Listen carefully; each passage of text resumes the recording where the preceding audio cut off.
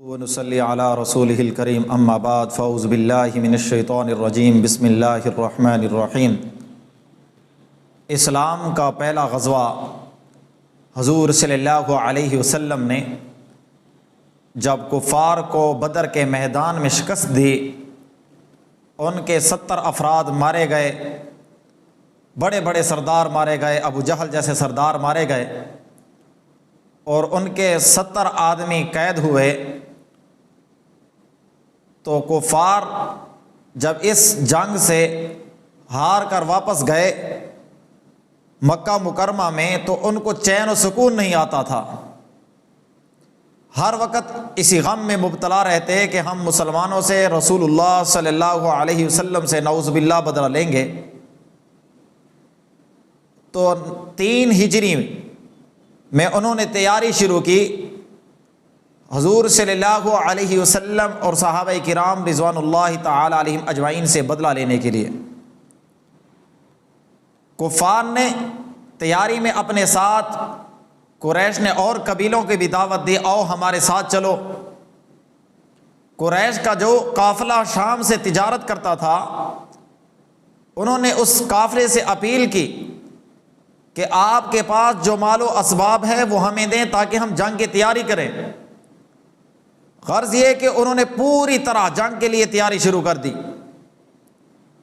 پھر وہ کفار کا لشکر 3000 افراد پر مشتمل، تمام اسلحے سے لیس، مدینہ منورہ کی طرف چل پڑا۔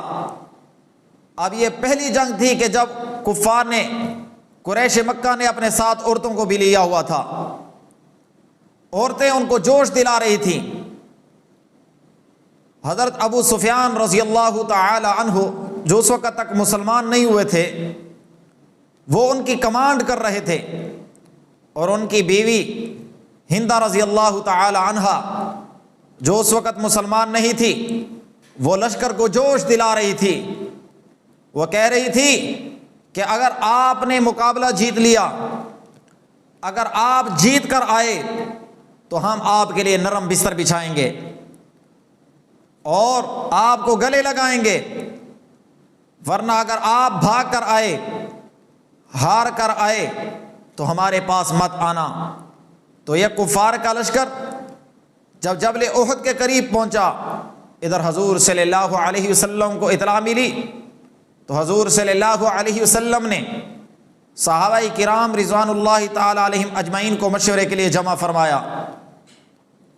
اب صحابہ کرام جب جمع ہوئے تو ان میں سے اکثر تعداد نوجوانوں کی، وہ نوجوان جن کو افسوس تھا کہ ہم غزوہ بدر میں شریک نہیں تھے، ہم جہاد کے ثواب سے محروم رہے، ہم حضور صلی اللہ علیہ وسلم کی معیت میں جہاد نہ کر سکے، ان کے دل خوشی سے لبریز تھے کہ آج ہماری تمنا پوری ہو جائے گی، آج یا تو ہمیں شہادت ملے گی یا پھر حضور صلی اللہ علیہ وسلم کے ساتھ مل کر ہم غازی بنیں گے۔ تو حضور صلی اللہ علیہ وسلم نے مشورہ لیا کہ بتاؤ، یہ کفار کا لشکر 3000 کی تعداد میں اسلحہ سے لیس ہو کر جبل احد تک پہنچ چکا ہے، اس کا مقابلہ کس طرح کیا جائے؟ حضور صلی اللہ علیہ وسلم کی رائے یہ تھی کہ ان کا مقابلہ مدینہ منورہ میں رہ کر کیا جائے، اور حضور صلی اللہ علیہ وسلم کے ساتھ پہلی مرتبہ رئیس المنافقین عبداللہ بن ابی نے بھی یہی رائے دی کہ کفار کے لشکر کا مقابلہ مدینہ منورہ میں رہ کر کیا جائے۔ لیکن صحابہ کرام جن کے خون گرم تھے، انہوں نے مشورہ دیا کہ ہم کفار کے ساتھ مقابلہ جبل احد کے مقام پر کریں گے، کہیں ان کے دل میں یہ بات نہ آ جائے کہ ہم ڈر گئے، مسلمان ڈر گئے۔ تو یہ لوگ جو کہہ رہے تھے، جو صحابہ کرام کہہ رہے تھے کہ باہر نکل کر مقابلہ کرنا چاہیے، جب ان کی رائے زیادہ ہوئی، اسی دوران حضور صلی اللہ علیہ وسلم اندر تشریف لے گئے۔ جب اندر گئے تو صحابہ کرام رضوان اللہ تعالی علیہم اجمعین جو ہر بات حضور صلی اللہ علیہ وسلم کی مانتے تھے، حضور صلی اللہ علیہ وسلم کی بات پر جان نچھاور کیا کرتے تھے۔ انہوں نے دیکھا کہ حضور صلی اللہ علیہ وسلم کی رائے یہ تھی کہ مدینہ منورہ میں رہ کر مقابلہ کیا جائے، اور ہم نے کہا کہ باہر نکل کر مقابلہ کرتے ہیں، ہم سے غلطی ہو گئی۔ اب حضور صلی اللہ علیہ وسلم آتے ہیں تو ہم کہیں گے کہ جیسے آپ کی رائے اس پر عمل کیا جائے۔ حضور صلی اللہ علیہ وسلم خاتم النبیین جب باہر نکلے، حضور صلی اللہ علیہ وسلم جہاد کے ہتھیاروں سے اسلحے سے لیس تھے، زرہ پہنی ہوئی تھی۔ صحابہ کرام نے عرض کیا یا رسول اللہ جیسے آپ کی رائے ہو، اگر آپ فرماتے ہیں مدینہ منورہ میں مقابلہ کیا جائے تو ہم بھی تیار ہیں۔ تو حضور صلی اللہ علیہ وسلم نے فرمایا کہ کسی نبی کے لیے یہ بات گوارا نہیں، کسی نبی کے لیے یہ بات پسندیدہ نہیں کہ وہ جب اسلحے سے لیس ہو جائے، جب اسلحہ لٹکا لے، پھر بغیر جہاد کیے ہوئے اس کو اتار دے۔ اللہ کے پیارے پیغمبر امت کو سبق سکھلا رہے ہیں کہ جب جہاد کے لیے تیار ہو جائے تو گھبرانا نہیں۔ جب مشورہ ہو گیا، اسلحہ لگا لیا، اب تو جبل احد کے میدان میں جائیں گے۔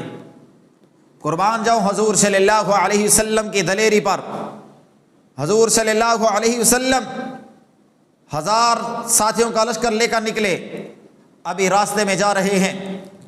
عبداللہ بن ابی منافق نے کہا کہ میرے گروپ والے آدمی جو مجھے چاہنے والے ہیں، جو میرے ساتھ ہیں، میں نے تو مشورہ دیا تھا کہ مدینہ منورہ میں مقابلہ کیا جائے۔ حضور صلی اللہ علیہ وسلم کی رائے یہ تھی، اب جب آپ نے میرا مشورہ نہیں مانا، میں تو مدینہ منورہ واپس جا رہا ہوں، اپنے ساتھیوں کو بھی لے کر جا رہا ہوں۔ عبداللہ بن ابی منافق کے ساتھ 300 آدمی واپس چلے مدینہ منورہ کی طرف۔ ان میں سے اکثر تعداد منافقین کی تھی۔ بعض صحابہ کرام کے بارے میں بھی کہا جاتا ہے کہ چند صحابہ کرام بھی اس کی غلط فہمی کا شکار ہوئے۔ تو عبداللہ بن ابی منافق کے ساتھ 300 آدمی واپس چلے گئے۔ اب حضور صلی اللہ علیہ وسلم کے ساتھ 700 کا لشکر رہ گیا، 700 جانثار رہ گئے۔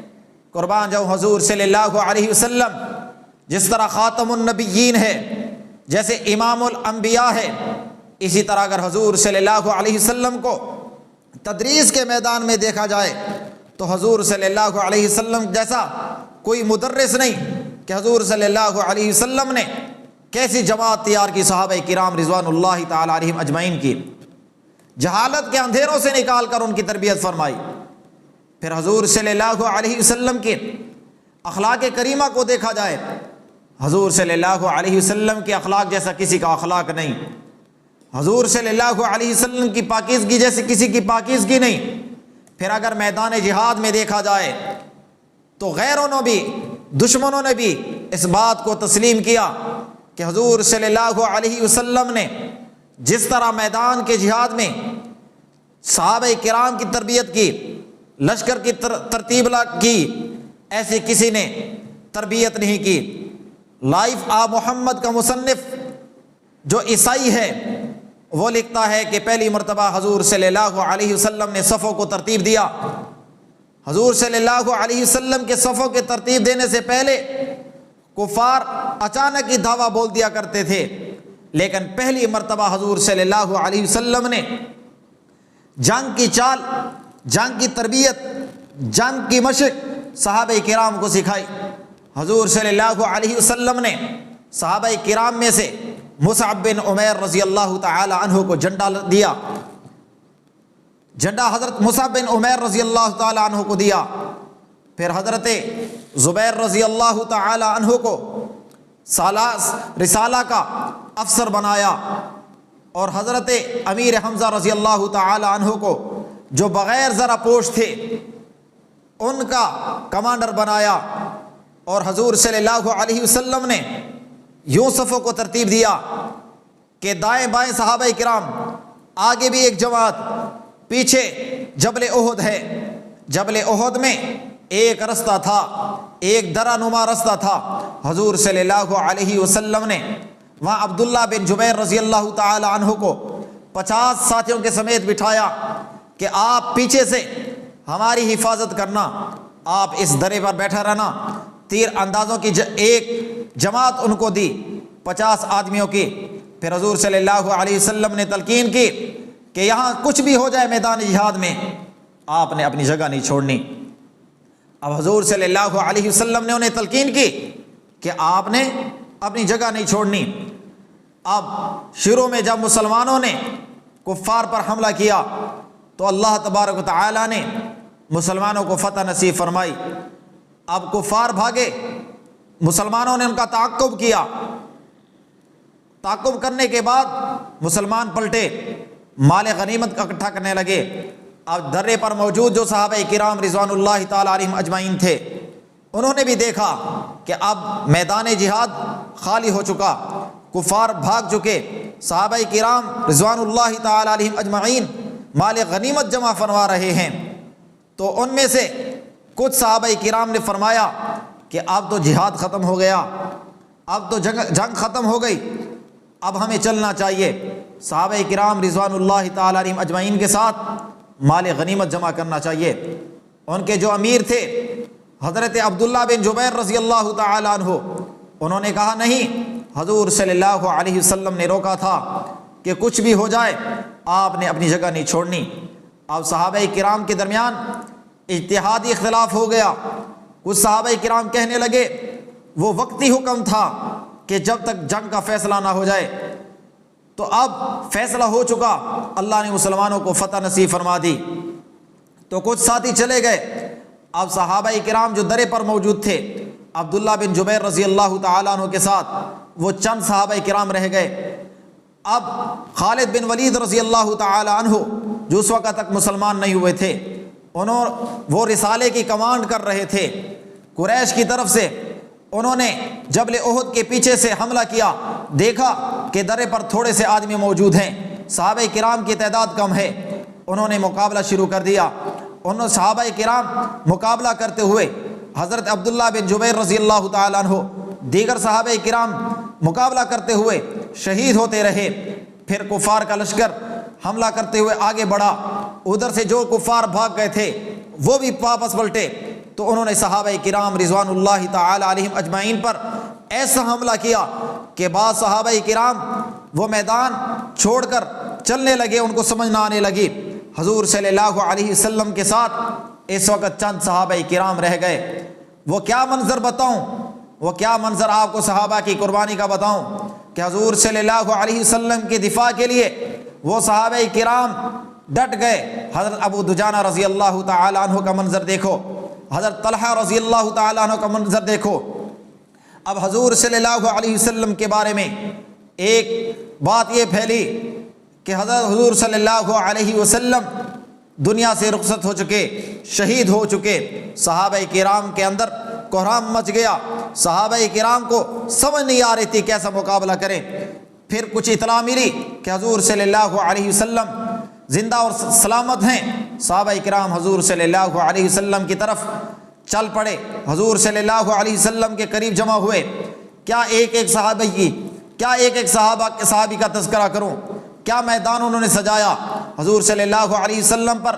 جب کفار نے حملہ کرنا شروع کیا تو ایک ریلا آیا، حضور صلی اللہ علیہ وسلم نے فرمایا کون اس کی خبر لے گا؟ حضرت طلحہ رضی اللہ تعالیٰ عنہ کھڑے ہو گئے، یا رسول اللہ میں حاضر ہوں، یا رسول اللہ میں حاضر ہوں۔ حضور صلی اللہ علیہ وسلم نے فرمایا آپ بیٹھ جائیے۔ تو دوسرے صحابی انصاری صحابی کو بھیجا۔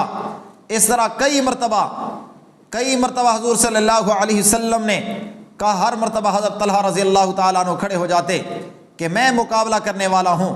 تو اس دوسری جنگ میں حضور صلی اللہ علیہ وسلم کے صحابہ کو پہلے اللہ نے فتح نصیب فرمائی، پھر ان کی دلوں میں جو بات آئی ہوئی تھی، ایک یہ کہ آج ہم طاقتور ہیں، غزوہ بدر میں ہم کم تھے، وہ بات، اور دوسری حضور صلی اللہ علیہ وسلم نے جو درے پر مجاہدین کو مقرر فرمایا، انہوں نے اتحادی غلطی کی، اس کی وجہ سے فتح کا منظر شکست میں تبدیل ہونے لگا۔ تو اللہ تبارک و تعالیٰ کا وہی حکم یہی ہے کہ حضور صلی اللہ علیہ وسلم کی اتباع کرنے والا کامیاب ہوگا۔ ہر میدان میں، چاہے وہ جہاد کا میدان ہو یا آج کا مسلمان ہو، اگر وہ حضور صلی اللہ علیہ وسلم کی اتباع اختیار کرتا ہے تو وہ مسلمان کامیاب ہوگا، اور اگر حضور صلی اللہ علیہ وسلم کی فرامین کو چھوڑ کر دل کی خواہشات پر عمل کرے گا تو وہ دنیا اور آخرت میں ناکام ہوگا۔ تو اللہ تبارک تعالی حضور صلی اللہ علیہ وسلم کے طریقے پر چلنے کی توفیق عطا فرمائے۔ وآخر